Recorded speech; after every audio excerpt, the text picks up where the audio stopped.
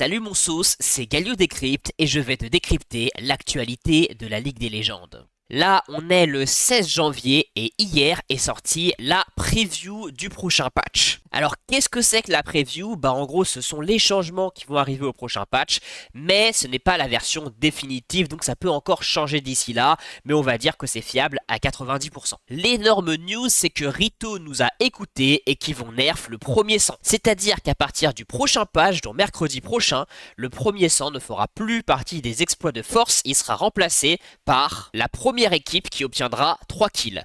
Moi je pense que c'est un changement qui est super intéressant parce que c'est beaucoup moins pile ou face. Souvent la vérité c'est que le premier sang était bien souvent obtenu sur un malentendu, sur un ADC qui est AFK dans l'herbe, sur une invade qui tourne mal, sur un top laner qui a raté son spell. Donc la première équipe qui arrive à 3 kills, moi je trouve que c'est un très bon changement parce qu'en plus ça va créer de la tension. Une fois qu'il y aura un kill pour une équipe ou 2 kills pour une équipe, ça fait que l'équipe adverse va essayer de plus mourir. Enfin bref, moi j'aime bien, je trouve que ça crée de bonnes dynamiques.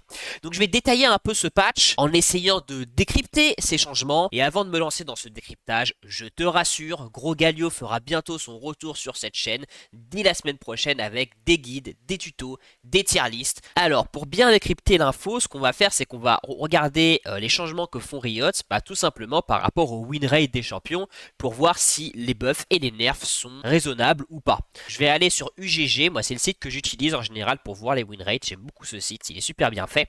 Donc c'est parti. Donc buff de Evelynn, donc il y a un buff de Evelynn sur le E qui passe de 30 de vitesse de déplacement à 30 à 50 de vitesse de déplacement selon le niveau. Et le ratio du R est augmenté, il passe de 65% à 75%. Donc c'est un bon buff et je pense qu'il est mérité parce que Evelynn ne trouvait pas sa place dans la méta.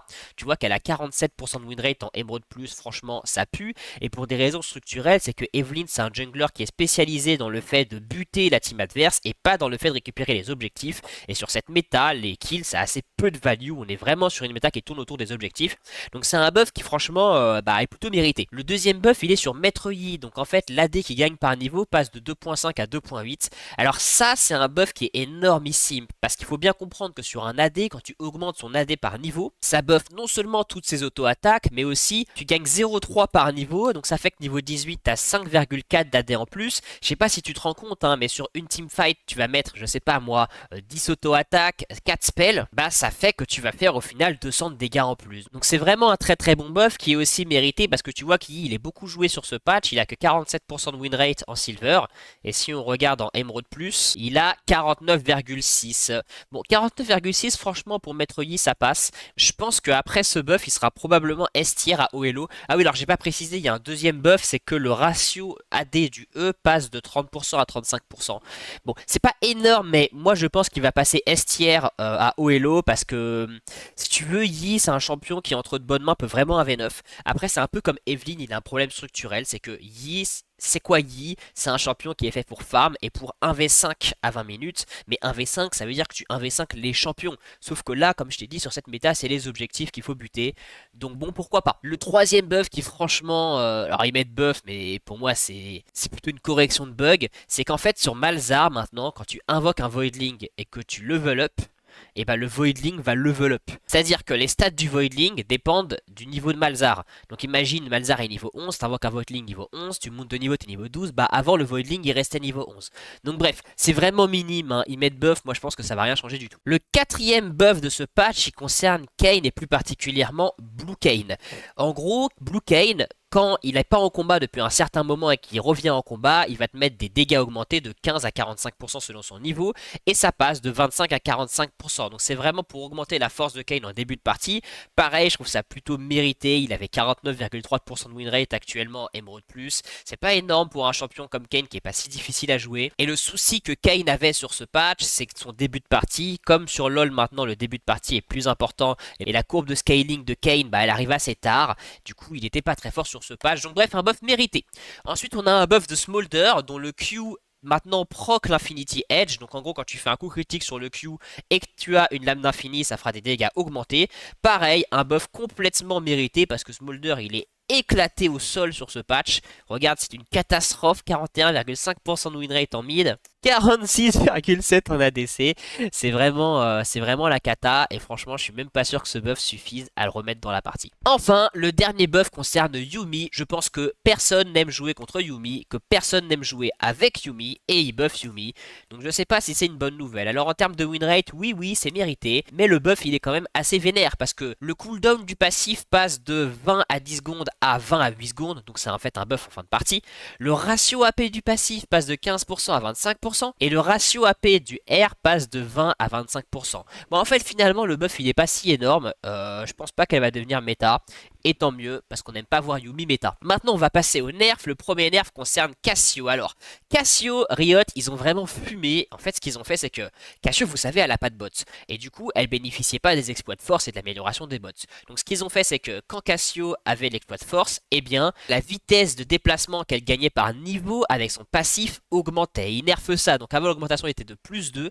Maintenant, ça passe de plus 1. Donc, ça fait un nerf de vitesse de déplacement de 18 pour une Cassio niveau 18 qui a l'exploit de force.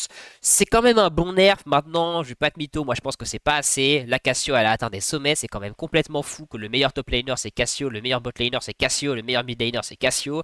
Je pense que même avec ce nerf, elle va rester S tier. Le deuxième nerf concerne Irelia. Alors là, c'est un nerf qui est vraiment vénère. Je me demande pourquoi Riot s'acharne autant sur Irelia. Donc c'est vrai qu'elle est S tier, hein. Tu vois, sur UGG, elle est S plus tier, 51% de win rate. Si je mets à bas elo en silver, elle a 50,4, c'est pas non plus une dinguerie. Alors peut-être c'est à très haut elo, je sais pas. Ouais, à haut elo 51,6. Franchement, je trouve qu'il est un peu abusé le nerf, donc je vais te le dire, hein. Donc en gros, le Z passe de 30 à 210 de dégâts plus 120% de ratio AD à 30 à 150 de dégâts plus 120% de ratio AD. Donc c'est quand même un nerf de 60 de dégâts sur le Z niveau max. Le E passe de 80 à 270 de dégâts à 70 à 230 de dégâts. Pareil, un nerf de 40 quand le E est maxé. Et le R, alors là, le R, c'est une dinguerie ce qu'ils font. Ils passent de 125, 250, 275 à 125, 200, 275. Donc en fait, un nerf de 50 de dégâts niveau 2, donc pour une Irelia niveau 11. Et un nerf de 100 de dégâts sur le R pour une Irelia niveau 16. Je trouve que c'est un peu abusé qu'avec ça, Irelia va être complètement dans les choux. Je t'avoue que moi, j'aime pas jouer contre Irelia. Mais bon, ça méritait peut-être pas un nerf si gros. Troisième nerf concerne Tahm Kench avec sa grosse langue. Donc en fait, les dégâts de son Q sont nerfs. Alors c'est pas un nerf qui est... Ah, remarque si, c'est un nerf qui est assez vénère. Ça passe de 80 à 280 à 75 à 255. Donc un nerf de 25 de dégâts quand le sort est maxé. Un nerf pas si mérité parce que Tahm Kench avait 50% de win rate en Emerald+, 51 en Silver. Bon, écoute, pourquoi pas. Enfin, Riot nerf enfin Victor. Il était temps. On commençait vraiment à en avoir marre de la méta Victor. Je sais pas ce qu'il leur a pris. C'était évident que Victor allait être OP. Je sais pas pourquoi ils l'ont pas nerf sur les patchs précédents. Mais bref, le ratio AP de son Q passe de 60% à 50%. Et le ratio AP de son R passe de 45% à 35%. Donc c'est un beau nerf qui, je pense, va lui coûter un bon 1,5% de win rate. Tu vois qu'il est à 51,4, il va passer à 50. Pour moi, Victor à 50% de win rate, c'est légit. Et pourquoi pas, parce que c'est un champion qui est pas dur à jouer, mais pas non plus facile à jouer. Tu vois qu'il avait que 50,3 en Emerald+. Après, il est ultra méta, donc il faut se méfier. 50,3 pour un champion ultra méta, c'est quand même pas mal. Donc bon, un nerf franchement mérité, et je trouve qu'il arrive un peu tard. Maintenant, on va parler des changements, je pense, les plus importants sur ce patch, qui sont les changements qui s'appellent du système, donc concrètement des runes et des mécaniques du jeu. Donc déjà, ils vont buff les nouvelles runes rouges. Alors je vais te montrer, parce que moi quand j'ai lu ça, je t'avoue, j'ai rien compris, mais en fait c'est parce que je connaissais pas trop les nouvelles runes. Donc en fait, le premier buff, alors je vais te montrer, c'est cette rune-là, là. En fait, ils ont créé cette rune qui s'appelle Souvenir épouvantable, et qui fait que quand tu participes à l'élimination d'un champion, tu gagnes 4 d'accélération de compétences sur tes wards. Cumulable 25 fois. Et alors le changement qu'ils font, attends, je vais mettre comme ça tu verras bien. Le changement qu'ils font, c'est que maintenant, tu gagnes non plus 4 par participation, mais 6, mais c'est cumulable que 18 fois. Donc en fait, avant au max, tu montais à 100 d'accélération, maintenant au max, tu montes à 108, donc c'est un peu plus. C'est un buff, hein, c'est un bon buff même quand même. Et sur les autres modes de jeu, ça passe de 2 à 3. L'autre buff, donc en fait concrètement, hein, pour parler français, ils buffent les 3 runes là qui sont toutes nouvelles. Donc on va faire le deuxième. Donc le deuxième, c'est cette rune là qui est buffée, balise de profondeur. Alors cette rune, elle fait que quand tu mets une ward dans la jungle adverse, elle a plus de vie et elle dure plus longtemps. Donc avant, la durée de vie de la balise était augmentée de 30 à 120 et maintenant ça va être augmenté de 45 à 150. Donc pareil, c'est un beau buff. Le troisième buff concerne sixième sens, qui est cette rune là. C'est une rune qui permet de repérer les wards et il buff le cooldown de la rune. Donc le cooldown avec lequel tu vas pouvoir repérer des wards qui n'étaient pas vus. Donc le cooldown avant il était de 300 secondes pour les mêlées, il passe à 275 et avant il était de 360 pour les range, il passe à 350. Franchement, je trouve que c'est un peu peanuts, mais bon, pourquoi pas. Enfin, ils font un buff d'item ADC. Alors là, c'est quand même un gros point de ce patch sur lequel je vais revenir après. C'est qu'en fait, ils essaient de modifier les items ADC. Donc bref. Donc en fait, le premier truc, c'est sur les flèches de Yuntal. Donc les flèches de Yuntal, c'est cet item là que tu vois à droite de mon écran. Donc le prix va passer de 2900 à 3000 PO et l'attaque speed passe de 25 à 35%. Donc c'est un pur buff, hein, tout simplement. Ensuite, pour ce qui est des nerfs du système, donc il y en a deux. Donc déjà, ils vont nerf les roses. Ils nerfent l'XP des roses, ça passe de 25 à 23. Et là, le deuxième nerf, je t'avoue que j'ai pas bien compris.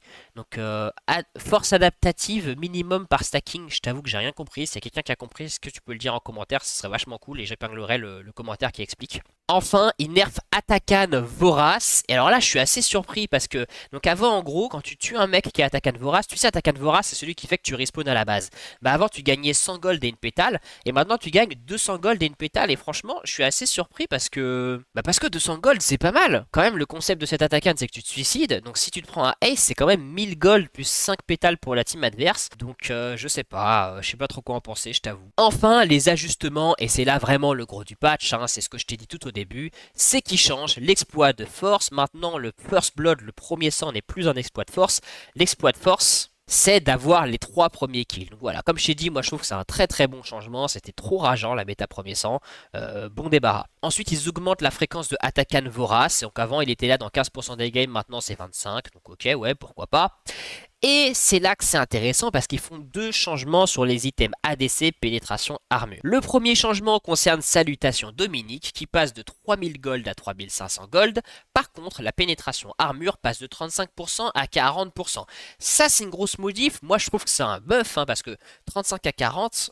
moi je trouve que c'est quand même une sacrée diff parce que sur un tank qui avait 200 d'armure, ça fait que maintenant ton armure tu vas non pas la passer à 130 mais à 120 et du coup en termes de dégâts ça va t'ajouter, alors je sais pas de tête, je dirais que c'est 3 ou 4% de dégâts sur lui, c'est quand même pas mal je trouve puisque c'est surtout ce que tu vas lui mettre comme dégâts. Ensuite ils font pareil sur le rappel mortel, c'est-à-dire qu'ils augmentent le prix du rappel mortel de 100 gold, ça passe de 3200 à 3300 et sa pénétration d'armure passe de 30% à 35%.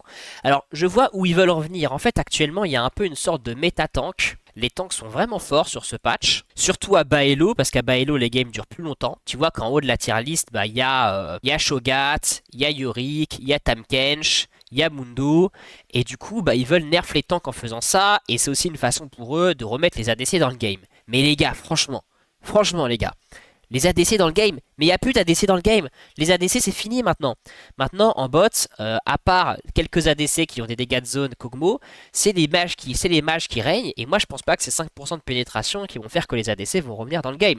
Moi je pense que sur ce patch, il va falloir que Riot fasse un vrai changement structurel sur les ADC pour les remettre dans le game. Parce qu'en fait ce qui est en train de se dessiner en termes de méta, c'est que la top lane devient début de partie et que la bot lane devient fin de partie. Parce que les ADC pour scale ils ont besoin de plusieurs items, de 2 et 3 items, et que l'objectif bot c'est le Drake qui est un objectif que tu stack et qui du coup va permettre de turn la partie vers 20 minutes. Alors que les top laners souvent ils scale assez tôt, souvent ils peuvent snowball, hein, une Irelia qui a une avance elle va tuer l'autre en boucle, récupérer la première tour, et les objectifs top sont les objectifs qui permettent de finir la partie rapidement, les grubs et les ralds. Donc si la top lane est début de partie et la bot lane est fin de partie, le souci, mon pote, c'est que actuellement la méta de League of Legends se joue plutôt sur le début de partie, se joue plutôt sur les premiers objectifs. Et c'est pour ça que pour des raisons structurelles, les ADC sont faibles et c'est pas leur donner un peu plus de pénétration d'armure qui va les remettre dans le game. Donc bref, c'est mon avis à moi. Moi je pense que Rito devrait mettre un vrai buff ADC sur les prochains patchs. Et je dis pas ça parce que je suis main ADC,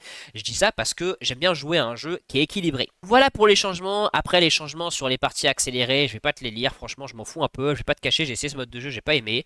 Je sais pas ce que t'en penses toi, dis-moi en commentaire ce que tu penses de ce mode de jeu, mais moi je trouve que c'est un peu n'importe quoi, que c'est pas forcément équilibré, que les parties sont bizarres en fait, enfin j'ai du mal à comprendre où ils veulent en venir avec ce mode de jeu, mais bref, je vais pas trop critiquer, je vais arrêter cette vidéo là parce qu'elle commence à être trop longue.